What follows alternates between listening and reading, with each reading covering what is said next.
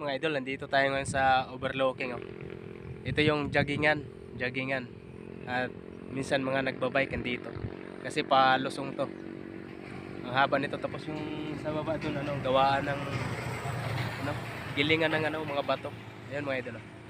Ito yung ano, ito yung overlooking mga idol. Oh. Ayun. Ayun yung yung lake. Laguna Lake ata yan mga idol. Saka yan yung yung gilingan ng mga bato, crusher kung tawagin yan mga idolo. Ayos dito mga idolo.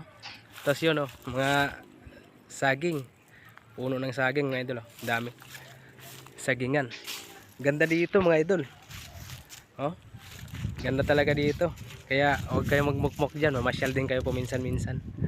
Yan mga idolo. Ayos mga idolo. Yan, daming saging dun. Tsaka ang ganda tingnan ng yung crusher yan. Ayan. Tapos yun yung yung lake. Kaso kinukulit tayo ng ito yung kambing. Oh. Kanina pa to sunod ng sunod.